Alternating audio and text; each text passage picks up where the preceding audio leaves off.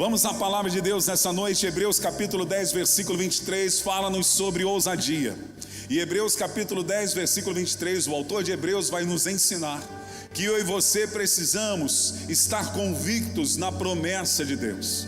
Quantos aqui nessa noite têm promessas de Deus? Deus, eu sei, tem as promessas coletivas que Deus fez de uma forma total, para o corpo de uma forma global, isso é, na totalização, uma palavra profética que engloba todo o corpo de Cristo. Então existem promessas que Deus libera para a igreja, e você está inserido dentro dela. Mas para o outro lado, existem algumas promessas que são peculiares e particulares que Deus vai fazer na vida de cada pessoa. E Deus me trouxe aqui nessa noite para dizer para você que você precisa continuar acreditando naquela promessa que Ele te fez. Ainda que seja uma promessa que esteja no contexto do corpo de igreja, o que eu venho dizer para você nessa noite, o Espírito de Deus motiva meu coração para pregar ao teu coração sobre isso, incentivar. Eu quero ser um incentivador da tua fé nesta noite. É sobre aquela particularidade, aquela promessa peculiar que Deus fez para você, na sua casa, sobre o seu cônjuge. Aquela promessa que Deus fez para a sua vida ministerial, para a sua igreja, para a sua liderança. Aquela promessa que Deus fez para você na sua empresa, para você profissional, para você mãe, a respeito dos seus filhos, para você filho, a respeito dos seus pais. Deus me trouxe aqui nessa noite para ensiná-los e aprendermos juntos a respeito de dois alicerces importantíssimos que nós precisamos aprender para desfrutarmos da promessa de Deus. Um dos alicerces diz respeito a Deus para que nós possamos desfrutar do agir sobrenatural e invisível de Deus. O outro alicerce diz a respeito também de Deus, mas para que eu prevaleça contra todo tipo de provação ou situação que Satanás vai tentar impedir de alguma maneira da promessa acontecer na sua vida. Sabe, queridos, quando eu olho para Paulo escrevendo a sua carta à igreja em Éfeso, chama-me muita atenção quando Paulo está falando dos dias maus, porque há dias maus. Existem dias normais de lutas e existem os dias maus. E ele vai falar da armadura de Deus, e quando ele fala da armadura de Deus, ele valoriza todo tipo, a cada item da armadura. Ele vai falar do capacete da salvação, da espada do Espírito, da couraça da justiça, do cinturão da verdade, das sandálias da preparação, do evangelho da paz. Mas quando ele vai falar do escudo da fé, ele dá uma ênfase, porque o escudo da fé é tudo. Se você não tiver o escudo da fé, você não tem salvação. Se você não tiver o escudo da fé, você não tem palavra, a espada do Espírito. Se você não tiver o escudo da fé, você não terá a couraça da justiça, nem o cinturão da verdade, nem as sandálias da preparação, do evangelho da paz. Por isso Paulo, quando está falando sobre os itens da armadura de Deus, aí ele diz assim: sobretudo, tomai também o escudo da fé, com o qual podeis apagar os dardos inflamados do maligno. O que Paulo está dizendo? Ele está dizendo uma ênfase para quê? Para o escudo da fé, porque o escudo da fé vai ser uma maneira de manter você firme, não só na promessa coletiva da palavra de Deus, também como da promessa particular que Deus fez na sua vida. E eu venho aqui nesta noite em qualidade de profeta para profetizar sobre a sua vida. Aquele que prometeu é fiel para cumprir na sua vida. Não importa se a promessa foi na tua adolescência, não importa se a promessa foi 10 anos atrás, não importa se a promessa foi ontem, mantenha-se firme. Aquele que prometeu é fiel para cumprir. É por isso que o autor em Hebreus, ele vai dizer no capítulo 10, no versículo 23, apeguemo-nos com firmeza à esperança que professamos, a esperança que você acredita, a esperança que você diz, a promessa que Deus liberou, pois aquele que prometeu é fiel. O autor de Hebreus está falando sobre a ousadia de entrarmos no Santo dos Santos nesse capítulo. Ele vai falar de interagirmos com o reino dos céus, e de repente ele para e fala sobre de nós nos apegarmos, isso é, mantermos firmes sem vacilar na esperança. Qual é a sua esperança? Em relação à promessa, o que você tem esperado da parte de Deus, que Deus prometeu a você? manter-se firme sem vacilar. O escudo da fé faz com que venhamos apagar os dardos inflamados do maligno, porque uma das coisas que o maligno quer fazer é fazer com que você duvide daquilo que Deus lhe disse, é fazer com que você duvide do que Deus liberou sobre a sua casa, sobre a sua família, sobre o seu ministério, sobre o seu casamento, sobre a sua vida espiritual, sobre a sua liderança, sobre a sua igreja, sobre aquilo que Deus plantou na sua vida. O que Satanás quer é gerar uma dúvida, basta uma dúvida para ele poder agir. E você e eu precisamos nos manter firmes na esperança que professamos. Mantenha firme a esperança que você tem declarado, a sua fé na promessa. Se Deus prometeu que vai fazer algo na sua vida, acredite. Se Deus prometeu que vai fazer algo na sua casa, acredite. Se Deus prometeu que vai fazer algo nos seus filhos, acredite. Se Deus prometeu que vai fazer algo no seu cônjuge, acredite. Se Deus prometeu que vai fazer algo na sua vida, no seu ministério, na sua igreja, sobre você, acredite.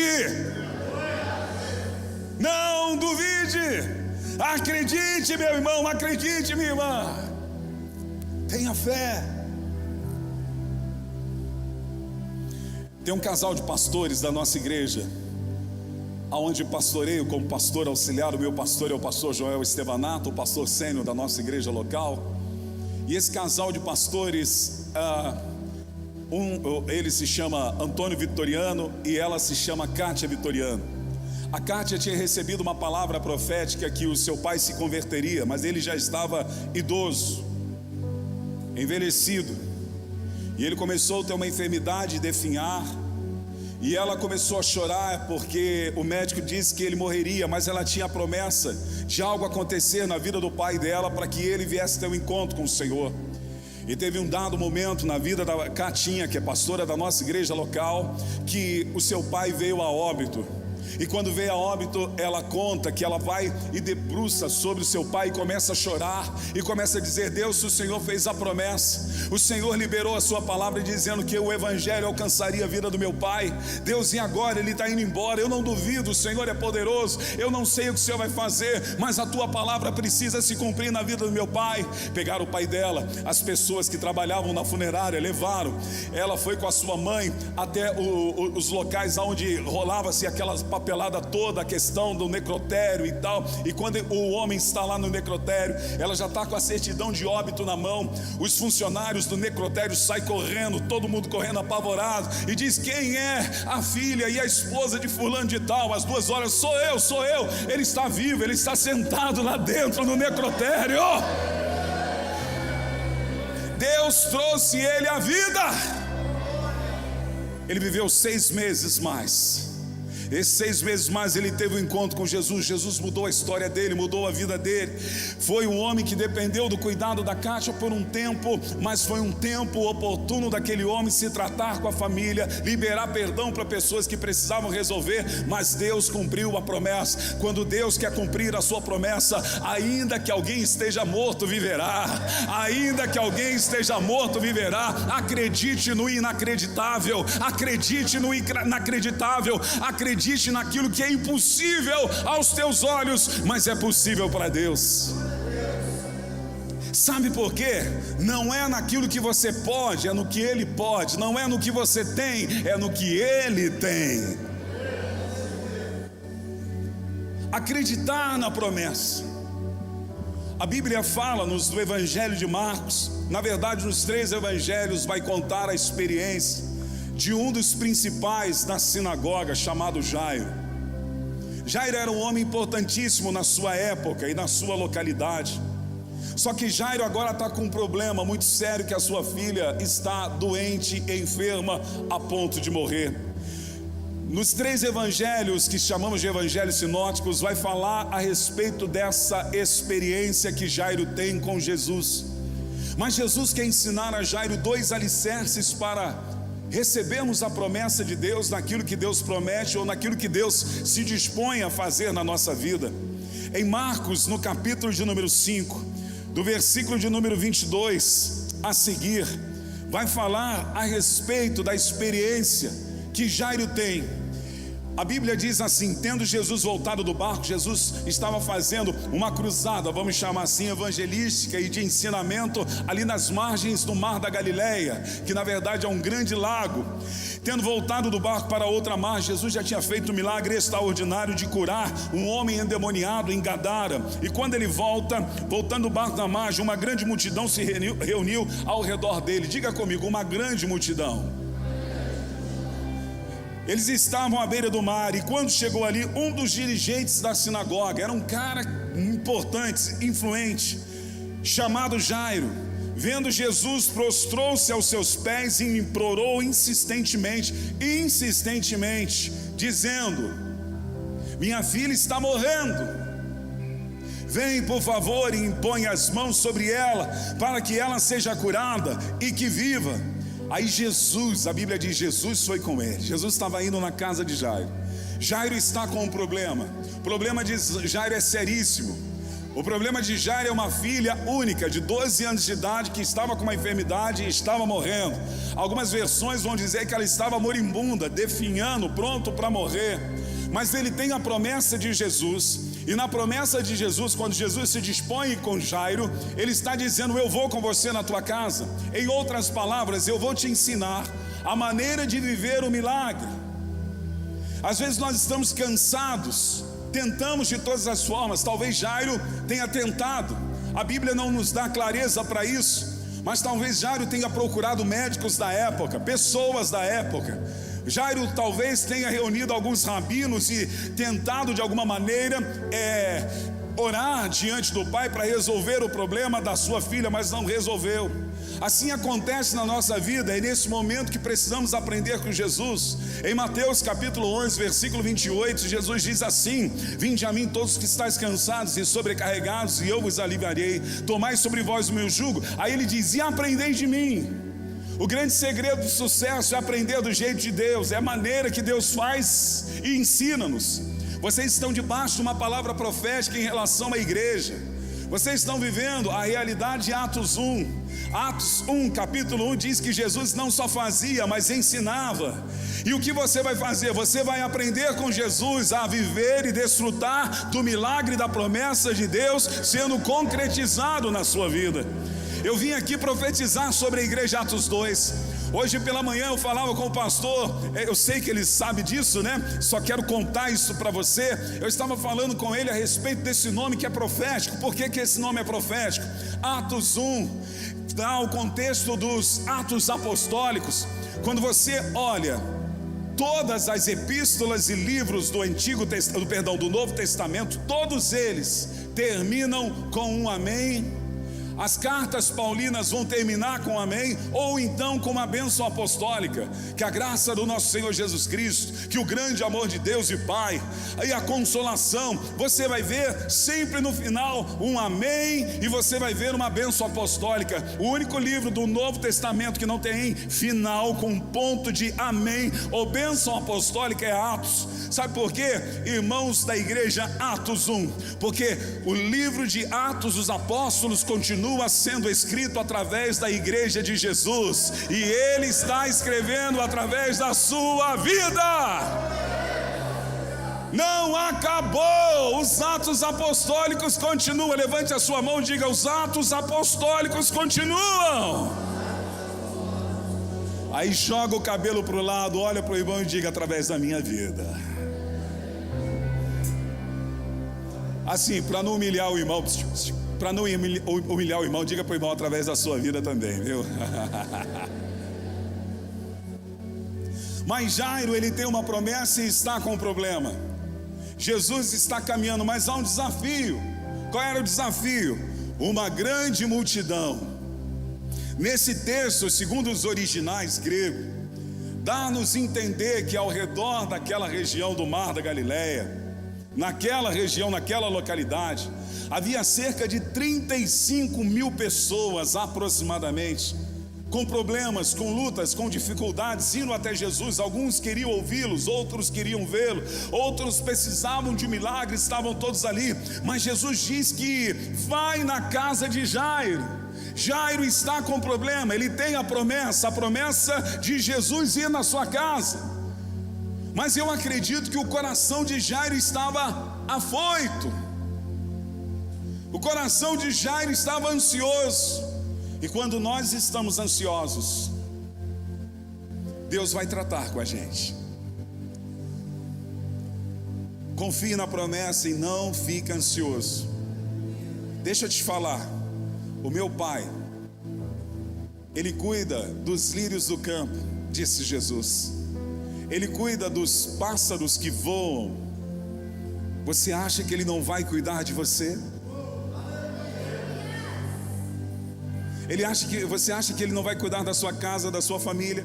A ansiedade começa a atrapalhar o mover de Deus. A ansiedade acaba fazendo com que nós venhamos meter os pés pelas mãos. Sara, a ansiosa, ela dá uma mulher para ter um relacionamento com Abraão, criando uma ansiedade para viver uma promessa. Todas as vezes que você agir ansiosamente, você vai ter que ir para um processo de treinamento com Deus, para Deus te ensinar a saber confiar nele. Jacó, ele tem a promessa de viver algo de Deus, do seu pai Isaac. Só que ele ansiosamente, ele usa situações, estratégias para enganar o seu pai e a sua mãe, e com isso leva 20 anos longe da casa do pai, por causa da ansiedade. Jairo talvez estava ansioso. Imagine Jairo vendo aquela multidão diante dele. Talvez Jairo gritasse: abre alas, o mestre vai lá em casa, abre alas. Mas imagine passar por uma multidão de 35 mil pessoas. O Senhor iria ensinar, Jesus, o primeiro processo do alicerce para eu e você desfrutarmos das promessas que Deus faz de uma forma peculiar, singular, única na nossa vida. O primeiro alicerce, o Senhor vai ensinar Jairo a ter paciência, a aprender a esperar o tempo de Deus e saber criar uma expectativa em relação à promessa. A espera que nós devemos ter é uma espera com expectativa, sempre acreditando que algo vai acontecer. E Deus agora, através de Cristo, vai ensinar a vida de Jairo o primeiro alicerce da promessa para eu e você desfrutarmos do milagre de Deus, que é termos paciência, aprendendo a esperar o agir sobrenatural e invisível de Deus. Ora, pois, meu irmão, chega mais operário padrão de Deus, chega mais igreja do Senhor, chega mais. Isaías profetizou no capítulo 64, no versículo 4, na parte B, que Deus trabalha para aquele que nele espera.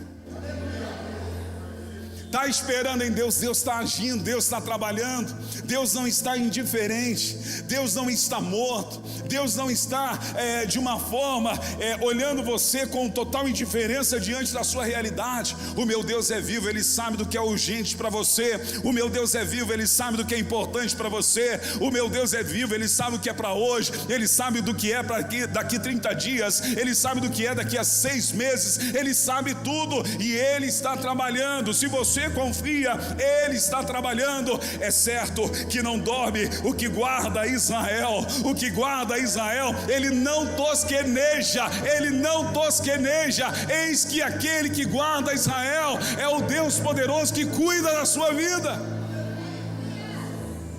Ele sabe do que é importante, urgente. Ele sabe da palavra que Ele liberou sobre sua vida, sobre a sua família. Agora você tem que saber criar uma expectativa na espera. Não fique ansioso por causa da pressão. Não fale palavras precipitadas. Toda última afirmação vai cancelar a penúltima.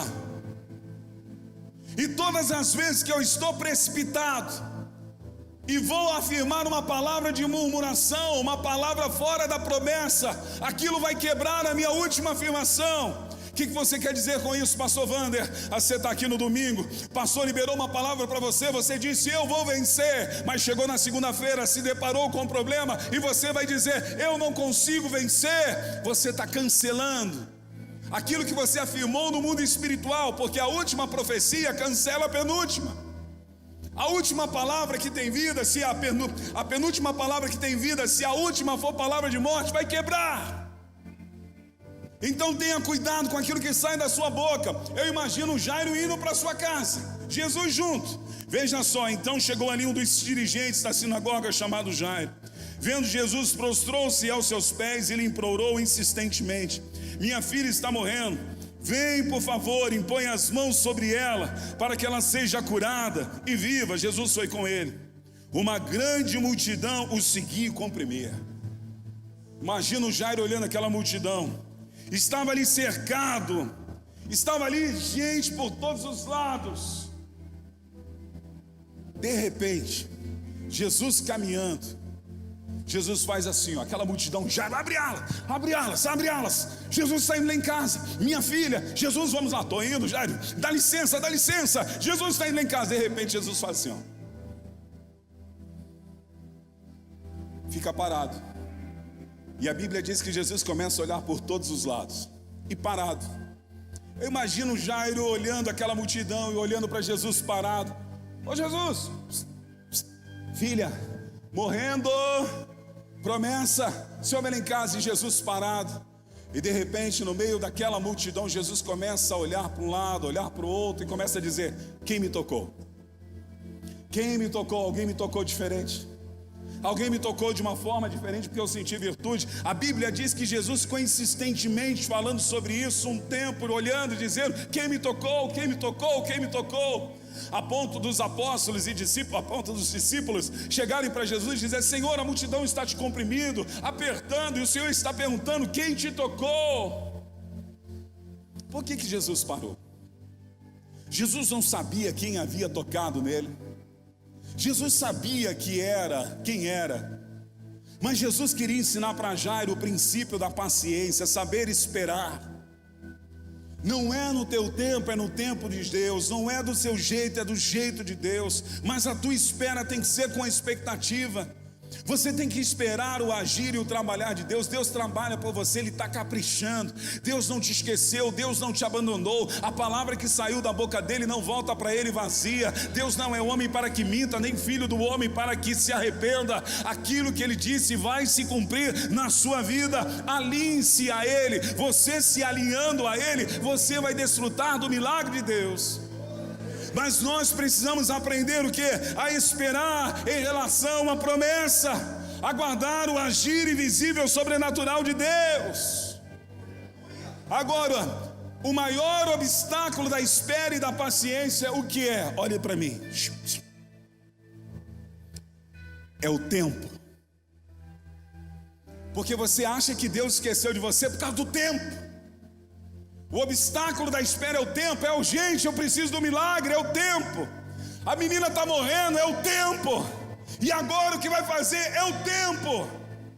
Nós precisamos conhecer o tempo. Nós precisamos aprender com o tempo. Nós precisamos saber que Deus não perdeu o controle do tempo. Apocalipse capítulo 4, eu acho fantástico. O que é? João, quando ele tem uma visão da sala do trono, lá está a sala do destino. Eu julgo ser o lugar mais importante do universo, a sala do trono de Deus. Quando João olha na sala do trono, duas verdades são ditas. A primeira, a sala do trono, João diz assim: eu vi uma porta aberta. Quer dizer o quê? Que na sala do trono a porta está aberta. Qualquer um que crê em Jesus como Filho de Deus tem acesso à sala do trono. Lá entra o preto, o branco, o amarelo. Lá entra o rico, entra o pobre. Lá entra a pessoa que tem canudo, que tem escolaridade. Lá entra a pessoa que não sabe nada, que nunca estudou. A sala do trono está aberta. O que eu tenho que ter? Ousadia pelo sangue do Cordeiro. A segunda coisa que eu aprendo, que quando João olha a sala do trono, ele vê um trono. E o trono de Deus não foi abandonado. O trono de Deus, quando ele vê, ele diz assim: eis que vi alguém assentado sobre o trono. O que eu aprendo com isso? Eu aprendo que Deus, Cristo, está sentado no trono. Se Ele está sentado, Ele está governando. Ele governa o universo, Ele governa as nações, Ele governa as cidades, Ele governa os estados, Ele governa a sua casa, a sua família, seu dia a dia. Ele governa. Ele cuida. Espera, porque Ele cuida. Aprenda a viver, aprenda o segredo do tempo. Salmos capítulo 40, versículo 1, na versão NVT diz assim: esperei com paciência pelo Senhor. Nós não cantamos, Ele vem, Ele está vindo. Esperei com paciência pelo Senhor, e Ele voltou-se para mim e ouviu o meu clamor. Esperei com paciência, Ele vem. O choro pode durar a noite inteira. Oh, o choro pode durar a noite inteira. Talvez você tenha chorado já há algum tempo, mas você tem que aprender a esperar, porque a alegria do Senhor, ela vem, ela está chegando, ela está batendo na tua porta. O choro pode durar a noite inteira, mas a alegria vem, está chegando. A alegria vem pelo amanhecer. O amanhecer de Deus está chegando na sua vida, meu irmão. Ele vem. Espera com paciência. Eclesiastes capítulo 3, versículo 1 diz que há tempo para todas as coisas, há ocasião para todas as coisas. Há tempo de chorar, mas há tempo de rir. Há tempo de guerras, mas há tempo de paz. Descobrirmos o tempo, sermos conhecedores do tempo, criar a expectativa, esperar com expectativa. Esperar, preste atenção, esperar no contexto hebraico é você ficar em algum lugar até que chegue alguém, é você criar uma expectativa que algo vai acontecer. Como é que eu espero em Deus? Com uma expectativa que Ele vem, com uma expectativa que algo vai acontecer, mas desfrutando do tempo, sem praguejar ou sem cancelar pela minha afirmação o que Ele quer fazer. Então a Bíblia diz que Jesus parou, uma grande multidão estava ali, olha, e de repente Ele para, Ele começa a perguntar: quem me tocou, quem me tocou, quem me tocou? Olha o que diz o versículo de número 24. Jesus foi com Ele, uma grande multidão o seguia e o comprimia. Versículo 25, estava ali certa mulher que havia 12 anos que vivia sofrendo de uma hemorragia. Ela padecera muito sob o cuidado de vários médicos e gastara tudo que tinha, mas em vez de melhorar, piorava. 12 anos sofrendo. Quando ouviu falar de Jesus, chegou por trás dele no meio da multidão e tocou em seu manto, porque pensava: se eu somente tocar em seu manto, ficarei curada. Imediatamente cessou a hemorragia, ela sentiu em seu corpo que estava livre do seu sofrimento. No mesmo instante, Jesus percebeu que dele havia saído o poder, virou-se para a multidão e perguntou: quem me tocou? Quem tocou em meu manto? Responderam os seus discípulos: vês a multidão aglomerada ao teu redor e ainda pergunta: quem me tocou? Claro que Jesus sabia, mas Jesus continuou olhando ao seu redor para ver quem tinha feito aquilo. Imagine Jairo vendo Jesus parado, olhando a multidão. Jesus não sabia? Sabia. E Jairo ali: minha filha, a promessa, minha filha, a promessa, minha filha. E para piorar, olha o que acontece, piorar no contexto de Jairo. Então a mulher, sabendo o que tinha acontecido, versículo 33, aproximou-se, prostrou os seus pés e, tremendo de medo, contou-lhe, diga comigo assim, contou-lhe toda a verdade. Contou-lhe toda a verdade. Imagina essa mulher contando toda a verdade para Jesus e o coração de Jairo sendo ensinado a respeito da espera. Imagina se fosse um homem com um fluxo. Jesus cura, o homem vai contar toda a verdade. O que aconteceu? Ah, Senhor, eu estava com um problema na perna, um fluxo, e olha, fui curado. O homem, ele não é detalhista. Agora imagina uma mulher detalhista. A Bíblia diz que ela contou toda a verdade. Quando ela para e vai contar toda a verdade, ela começa a história pelo detalhe, porque a mulher é detalhista. Eu lembro da minha mãe assembleana, quando eu saía para pregar, ou quando ela ia em algum lugar, ela gostava de falar os detalhes da pregação, ou os detalhes do lugar aonde ela ia. E a minha mãe, às vezes eu chegava com ela em casa, eu saía de carro e ela vinha falando. Olha, o culto foi isso, a irmã Cotinha estava com vestido rosa, o pastor cantou o hino 376, e aquilo. Ela tá bem, mãe, beleza. Cheguei em casa para jantar. Você viu a palavra daquele diácono, aquela coisa toda, detalhista. Estava no quarto para dormir, batia na porta do meu quarto. Filho, eu lembrei de uma coisa. Lembra do testemunho da irmã? Eu queria te contar aquele testemunho. Detalhista. Pensa nessa mulher sofrendo 12 anos, contando o detalhe da sua vida, toda a sua vida. Jesus, há 12 anos atrás, o senhor não sabe o que aconteceu. Eu tive um fluxo menstrual e aquela hemorragia começou. Eu fui no doutor, na doutora, eu fiz isso, eu fui naquilo, eu fiz isso mais, e aconteceu. E Jairo queria dar uma voadora na mulher. Minha filha, Jesus estava ensinando Jairo o princípio de esperar com paciência. Deus não está atrasado naquilo que Ele quer fazer na sua vida. A promessa que Ele liberou sobre você, mantenha firme, vai acontecer, Ele é fiel para fazer. Se foi Deus que disse, se não foi uma revelação da Kodak 3x4, mas se foi uma palavra de Deus sobre a sua vida, sobre a sua casa, sobre a sua família, Ele não vai mentir, vai acontecer, será uma realidade. Assim como aconteceu na vida da Catinha, que é pastora da nossa igreja, no Manda Aqui, o pai dela voltar à vida, o Senhor é capaz de fazer. Nós precisamos ser conhecedores do tempo, nós precisamos saber agir no tempo de Deus. Então o primeiro alicerce para desfrutarmos da promessa é aprender a esperar. Só que Satanás conhece a sua fragilidade, e quando você está frágil, ele vai tentar te atingir com os dardos inflamados do maligno. A Bíblia diz que no final dos 40 dias, por que Satanás não foi no primeiro?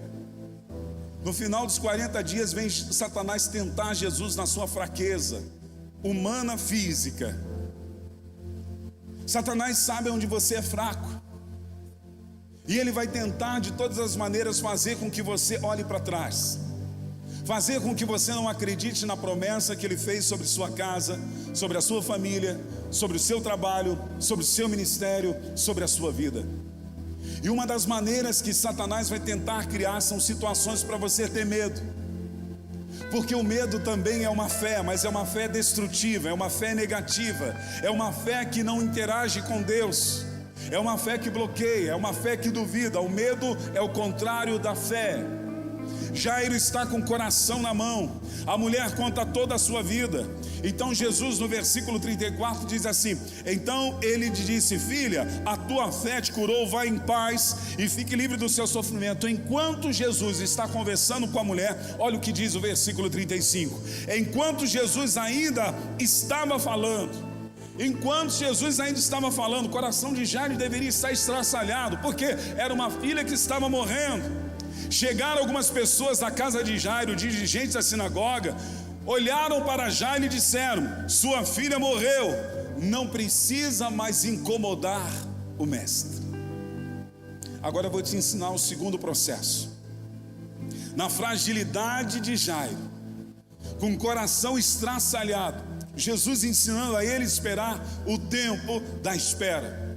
Ele naquela limitação, imagina uma filha morrendo, vem os mensageiros que se diziam amigos de Jairo, diz assim: olha, nem precisa mais, orar, não precisa mais incomodar o mestre, não precisa liberar palavras de pedidos para o mestre, não, acabou Jairo, acabou Jairo, tua filha morreu.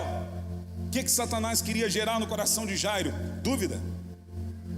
O que Satanás queria gerar no coração de Jairo? Medo. E é por isso que Jesus responde no versículo de número 36, diz assim: não fazendo caso do que eles disseram, Jesus disse ao dirigente da sinagoga: não tenha medo, tão somente creia. Jesus está conversando com a mulher aqui, Jairo está lá estressalhado, chega os caras, quando Jesus percebe isso, Jesus olha para Jairo e diz: Jairo, não tenha medo, creia. Sabe por quê? Quando você não crê e tem medo, o milagre não realiza na tua vida, a promessa não se cumpre. O medo é o contrário da fé, é um agente satânico. Não o medo natural, mas o medo excessivo, o medo da desconfiança. O medo natural é até bom, porque você olha uma altura, você não vai falar e vai chegar na beiradinha que você pode cair. O medo natural é até bom. Você vê um sapo, você sai correndo dele. O medo natural é até bom. Você vê um buraco, você não vai enfiar a mão dentro do buraco. É um medo natural. Mas tem aquele medo que atrapalha, que contraria a palavra de Deus. Jesus disse: eu vou na tua casa. Em outras palavras, eu vou resolver o teu problema.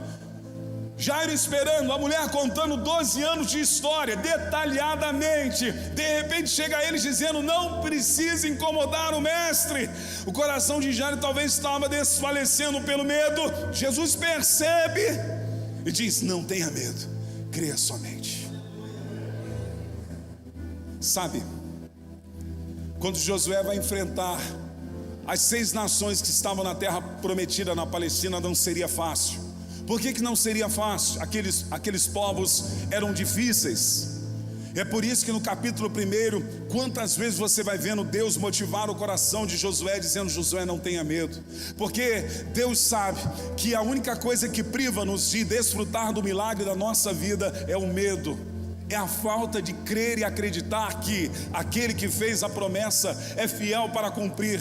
Então a segunda ação que deve acontecer na minha vida, para que eu possa desfrutar do milagre, da promessa que Deus prometeu sobre mim, agora não é a espera é em relação a Deus. Mas quando a prova vem, quando vem a ação satânica, você tem que ter agora o segundo alicerce. Qual é? A perseverança. Perseverança é diferente de espera. Espera, você espera em Deus. Perseverança, você age contra, firmado na promessa. Você tem atitudes contrárias do que a circunstância diz. Você não vai ficar com os seus olhos nos montes. Você não ficará com os seus olhos fixos naquilo que é visível. Perseverança é você continuar crendo mesmo quando tudo diz não. É você continuar crendo mesmo quando as coisas não acontecem. Perseverança é quando Satanás pinta aquele quadro destrutivo diante de você, e você continua crendo que Deus é poderoso para cumprir a promessa que Ele fez na sua vida. O problema está que quando nós não perseveramos, existe um ciclo repetitivo na nossa vida. A perseverança vai fazer você quebrar um ciclo para viver o novo. Tem muita gente que está vivendo a mesma história 10 anos sem ver promessas se cumprirem. Tem muita gente que está vivendo 20 anos, 30 anos, que continuam vivendo os mesmos problemas de 20 anos atrás, de 30 anos atrás. Deixa eu te dizer uma coisa: ainda que o mundo possa dizer que a vida é assim mesmo, a minha Bíblia diz que Deus é um Deus de novidade de vida. É um dia diferente após o outro. Você precisa perseverar e ter ação completa, porque se você não tiver a completa, você vai ficar repetitivo na mesma prova. Você já encontrou alguém que 10 anos sem vê-lo, você sabia dos problemas, da luta dele ou dela. 10 anos depois você encontra ela está da mesma forma, com os mesmos problemas e as mesmas lutas. Ciclo repetitivo. Tiago vai falar sobre isso. Tiago, no capítulo 1, no versículo 4, ele diz assim: a perseverança deve ter ação completa. Diga comigo: a perseverança deve ter ação completa. O que a perseverança deve me fazer? Ter ação completa. É eu sair de um ponto, como Jairo, e ir até o outro ponto, que é a casa de Jairo. Deve ter ação completa. Se Jairo duvida, e se Jairo tem medo, quebra-se aquele ciclo. A filha dele morreu e nada iria acontecer de novo na sua vida. Quantas pessoas estão vivendo velho? Quantas pessoas estão vivendo o passado? Quantas pessoas ainda estão com o passado presente na sua vida, sem desfrutar de um milagre da promessa acontecendo? Porque, como Tiago diz, a perseverança tem que ser concluída. Ela tem que sair de um ponto para chegar até o outro. Porque senão Tiago diz que o homem que duvida, que não crê, que não tem perseverança, ele é como a onda do mar. Ele vai e volta, ele vai e volta, mas não sai do lugar. Deus, Ele quer novidade de vida na sua vida. Nessa noite eu venho aqui como profeta de Deus, debaixo da cobertura do pastor Márcio, para dizer: não tenha medo, creia somente. Não tenha medo, creia somente. Aquilo que Deus prometeu sobre sua casa, sobre a sua família, sobre o seu ministério, sobre seus filhos, sobre seu cônjuge, sobre a sua igreja local, sobre a sua liderança, vai acontecer. Quando Jesus percebe que aquela situação vai ocorrer, Ele diz assim: não temas, creia somente, persevera, dá a mãozinha, vamos lá, Jairo, vamos lá na sua casa, vamos lá, Jairo. Perseverar é você agir no sobrenatural de Deus. Perseverar é você rodear uma muralha quando ela ainda não caiu, com uma estratégia que ninguém entende, mas que Deus plantou no seu coração. Perseverar é você rodear 7 dias consecutivos, e durante 6 dias uma volta só. No 7º dia você vai dar 7 voltas, e na 7ª volta Deus vai te dar uma estratégia bélica, de arma, de guerra, absurda para quem é militar. Qual foi a estratégia? Grite! E eles gritam e as muralhas vêm ao chão, pela perseverança. Perseverar é quando Naamã, cheio de lepra, recebe a palavra profética do profeta Eliseu, e ele está ali, ele está querendo voltar, mas os amigos dizem: Naamã, não volte, não volte, vamos ao Rio Jordão. E Naamã vai, e ele tira a sua roupa, e ele mergulha a primeira, mergulha a segunda, a terceira, a quarta, a quinta, a sexta, mas na 7ª, o Espírito que movia sobre a face das águas está sobre o Rio Jordão, e quando Naamã mergulha a 7ª vez no Rio Jordão, o poder de cura sobrenatural do agir invisível de Deus restaura fisicamente a vida de Naamã. Perseverar, mesmo quando você não consegue obter o resultado, no sentido da realidade da sua vista, mas você mantém a promessa firme, declarando ela pela sua perseverança, para que você quebre o ciclo da repetição, para que você quebre o ciclo de você ir e voltar, não sair do lugar. Poxa, eu tenho promessa de acontecer algo na minha vida, mas a minha vida é a mesma. Sua vida não precisa ser a mesma. A sua vida pode ser melhor. Jairo leva Jesus, Jesus vai com Jairo até em casa. Quando chega lá, a menina estava morta de fato e de verdade. Haviam pranteadores que estavam chorando. Quando Jesus diz: essa menina não está morta, ela vive, aqueles que estavam chorando começaram a rir de Jairo e de Jesus. Quando você começar a dizer realidades diferentes, dizendo assim: olha, é diferente, alguém vai dizer para você: teu marido está perdido, você vai dizer: não, ele é salvo, o nome dele está escrito no livro da vida, Deus me deu uma promessa. Começar a declarar a palavra. Paulo diz na sua carta em 2 Coríntios, no capítulo 5 e no capítulo 4, ele diz que daqui por diante, depois que nós nos tornamos nova criatura, nós não podemos mais olhar ninguém segundo a carne. Isso quer dizer o quê? Que nós temos que ter a visão de Deus. Deus tem fé, Deus tem fé, Deus tem fé. Romanos capítulo 4, versículo 17 diz que o Deus que chama a existência aquilo que não existe. Deus olhou para Abraão. Abraão ainda não era pai de uma grande nação, era um homem velhinho já, com uma idade avançada. Ele faz uma promessa, sário, estéril, mas na visão de Deus, Abraão já era pai de uma grande nação. Quando Deus olha para Davi, Davi ainda um garoto, ele ainda não era rei. Ele diz para Samuel: eu encontrei aquele que vai agradar o meu coração, que vai cumprir a minha palavra. Eu encontrei o rei. Levaram-se quase 27 anos para isso acontecer, mas no coração e na visão de Deus, Davi já era rei. O que eu quero dizer para você? Na perseverança, você precisa ter a fé de Deus. É você chamar a existência aquilo que não existe. Na fé de Deus, você já está abençoado. Na fé de Deus, a promessa já se cumpriu sobre a sua vida, sobre a sua casa, sobre a sua família, sobre a sua igreja. Na fé de Deus, tudo o que você precisa para desfrutar do milagre do Senhor, Ele já fez por você.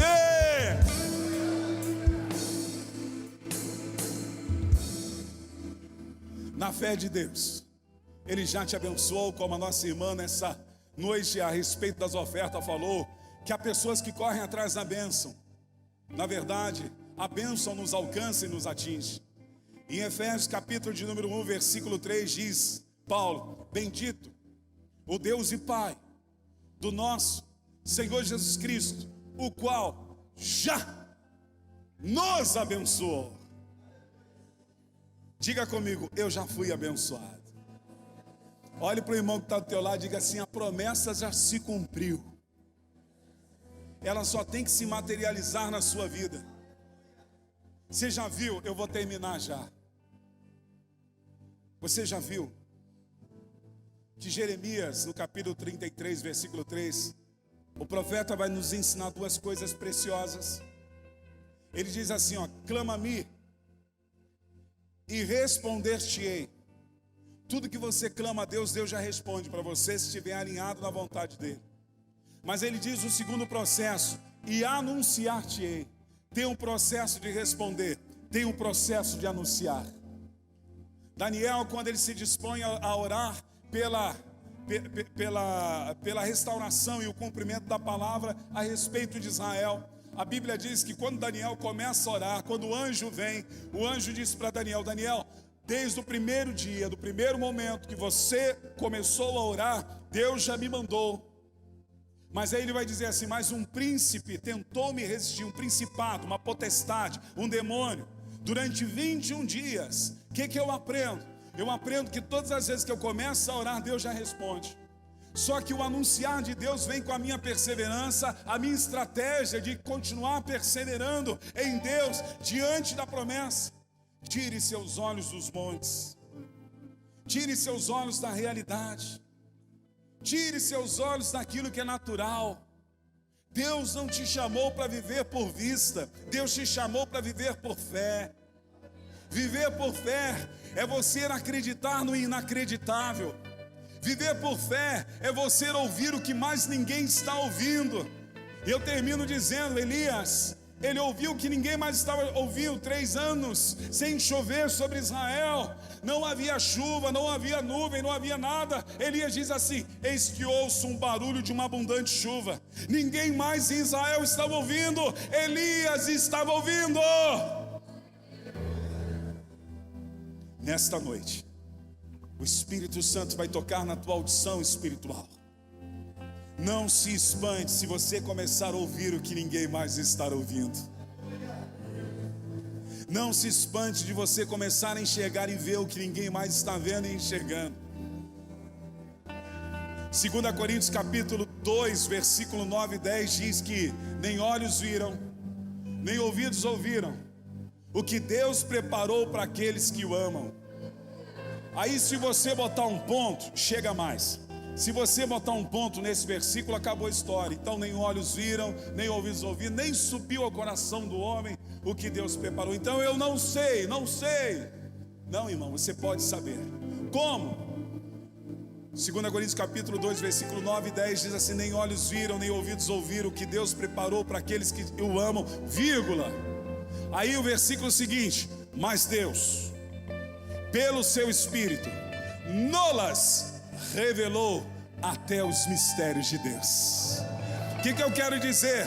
Deus vai trazer aquilo que os teus olhos não viram, que teus ouvidos não ouviram, que não subiu ao seu coração. Vai revelar a você. Mantenha-se firme na perseverança. Espere o agir de Deus. Deus está trabalhando por você. Não desista, não tenha medo. O que prometeu, Ele vai cumprir. Ele é fiel, Ele é fiel, Ele é fiel, Ele é fiel, Ele é fiel, Ele é fiel, Ele é fiel, Ele é fiel, Ele é fiel.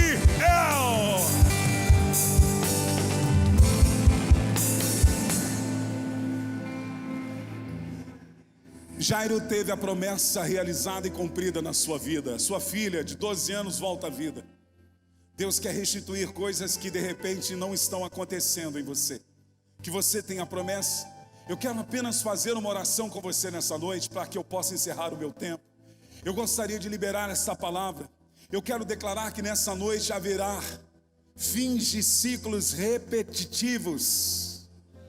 Pessoas que estão vivendo a mesma história que a mãe, que o pai viveu, de repente, de sofrimento.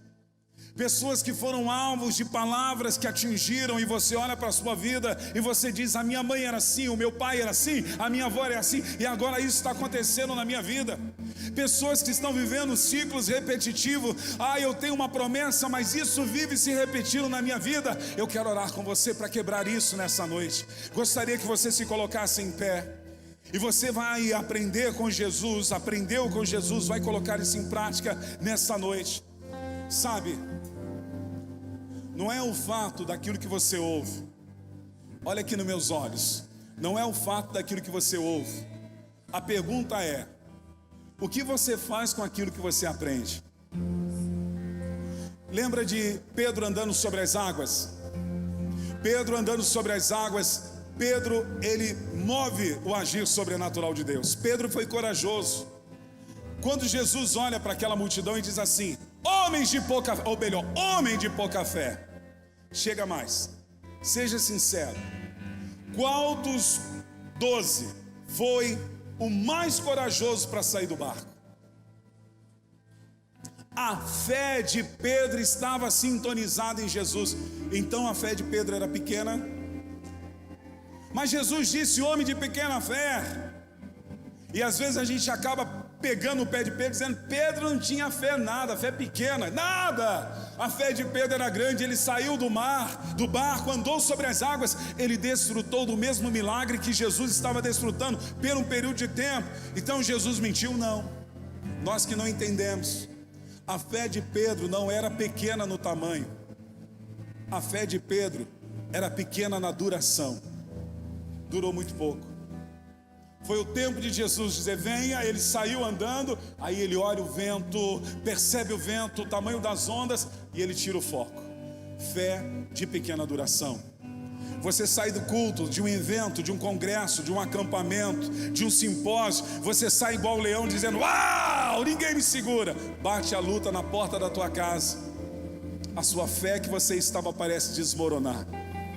Deus quer que você construa um alicerce de saber esperar com paciência e de perseverança, para que você não tenha uma fé de pequena duração. Fé de pequena duração não é ter teus olhos nos montes. O salmista disse: eleva os meus olhos para os montes, de onde me virá o socorro? Meu amigo, teu socorro não vem do banco, não vem da medicina. O teu socorro não vem do homem, não vem da mulher. O teu socorro vem do Senhor, que fez os céus e a terra. É nessa noite Ele quer entrar na tua história e quebrar esse ciclo repetitivo. Você está disposto a isso nessa noite? Se você está e quer orar comigo, põe a mão no teu coração, feche seus olhos. Deus, aqui estão pessoas que creem e acreditam nisso. Você acredita que as suas canções vão ir além das nações? Então diga: eu creio, Deus. Aleluia. Você acredita que Deus vai cumprir a promessa dele na sua vida? Com a tua mão no coração, diga: eu creio, Deus. Pastor Márcio, o Senhor acredita na palavra liberada de Deus sobre sua vida e sua igreja nesta noite? O Senhor pode dizer: eu creio, Deus.